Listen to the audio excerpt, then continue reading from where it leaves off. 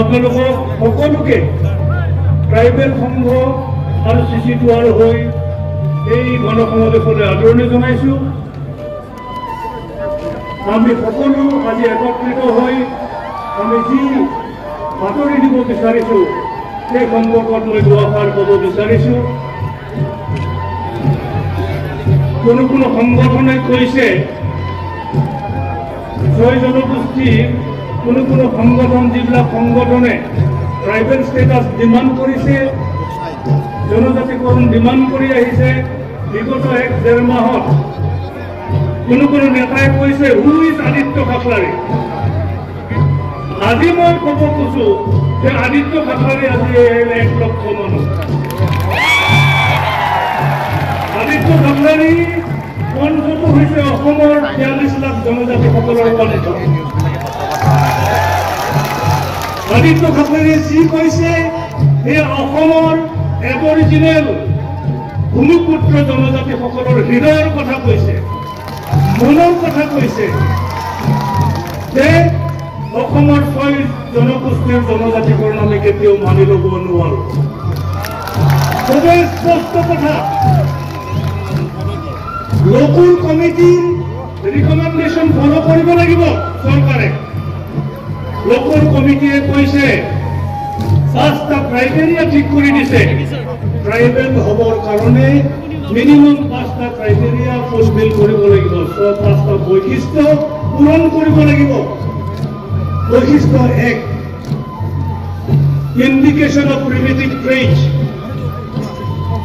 2 নম্বৰ, shyness of contact with community and others. 3 নম্বৰ, geographical isolation. 4 নম্বৰ, distinctive culture. আৰু 5 নম্বৰ হৈছে backwardness।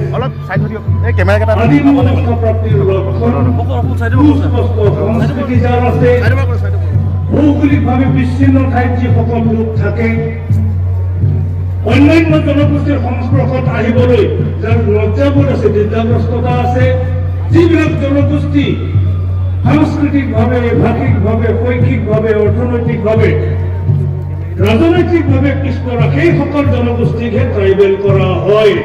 এইটো হৈছে ভাৰত চৰকাৰৰ লোকুল কমিটিয়ে ৰিকমেণ্ড কৰা ৰিকমেণ্ডেশ্যন।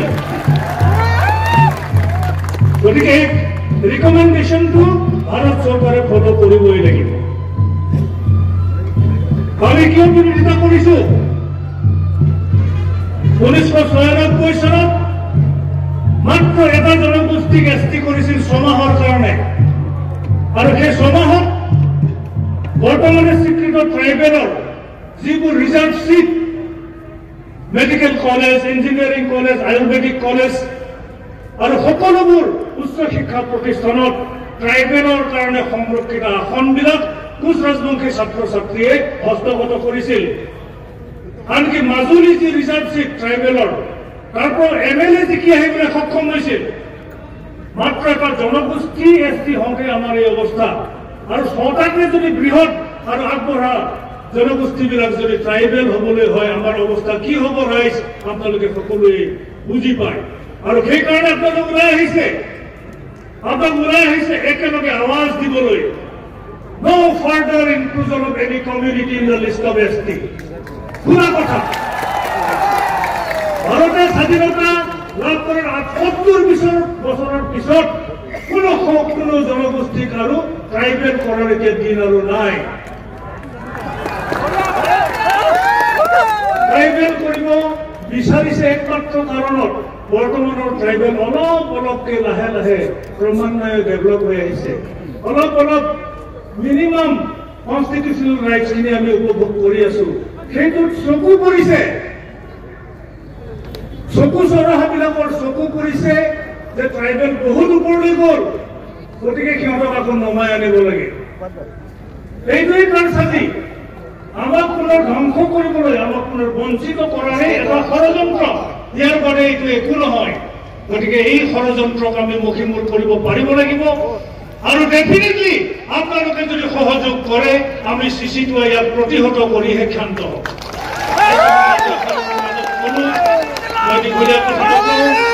আজিৰ সময়ত মই মাত্ৰ বসন্ত গগৈ ডাঙৰীয়াক ধন্যবাদ দিব বিচাৰিছোঁ, আটাছৰ সভাপতি ডাঙৰীয়া। এইকাৰণে তেখেতক মই ধন্যবাদ জনাম যে তেওঁ আমাক প্ৰমাণ কৰি দিলে যে আহোমসকল বেলেগ, বৰ্তমানৰ ট্ৰাইবেলসকল বেলেগ। আহোমসকলৰ লগত আমি সমানে সহাৱস্থান কৰিব নোৱাৰো, কাৰণ তেওঁলোকৰ কথা বতৰাই বেলেগ, তেওঁলোকৰ চৰিত্ৰ বেলেগ, তেওঁলোক হৈছে আগবঢ়া, আমি বৰ পিছপৰা। ইয়াৰ উদাহৰণটো আমি ক'ত পালো? শিৱসাগৰ জিলাত জিলা পৰিষদৰ সভানেত্ৰীত যেতিয়া মিচিং মহিলা এগৰাকী অধিষ্ঠিত হ'ল, লটাৰীৰ যোগেদি, ৰোটেশ্যনৰ যোগেদি, ৰিজাৰ্ভেশ্যন পলিচিৰ যোগেদি মিচিং জনজাতিৰ মহিলা এগৰাকী যেতিয়াই জিলা পৰিষদৰ সভানেত্ৰী হ'ল, আটাছুৱে কি কৰিলে? ইয়াৰ প্ৰতিবাদত শিৱসাগৰ স্তব্ধ কৰি পেলালে। আৰু এইকাৰণে আজি মই আটাছক ধন্যবাদ জনাইছোঁ। আপোনালোকে আমাক বুজাই দিলে আমি কোন আৰু আপোনালোক কোন, আপোনালোকে বুজাই দিলে, তাৰ কাৰণে মই তেখেতক ধন্যবাদ জনাইছোঁ। বাকী যিবিলাক সংগঠনৰ নেতাই আমাক সমালোচনা কৰিছে, কুকুৰে তাইক গালি পাৰিছে, সেয়া মই আশীৰ্বাদ বুলি ধৰি লৈছোঁ। সেয়া চিচিটোৱাৰ কাৰণে আশীৰ্বাদ, ট্ৰাইবেল সংঘৰ কাৰণে আশীৰ্বাদ। আপোনালোকে আহি এই গণসমাৱেশ সফল কৰি তোলাৰ বাবে মই পুনৰবাৰ আপোনালোকক কোটি কোটি প্ৰণাম জনাই মোৰ বক্তব্য সামৰিছোঁ। ধন্যবাদ।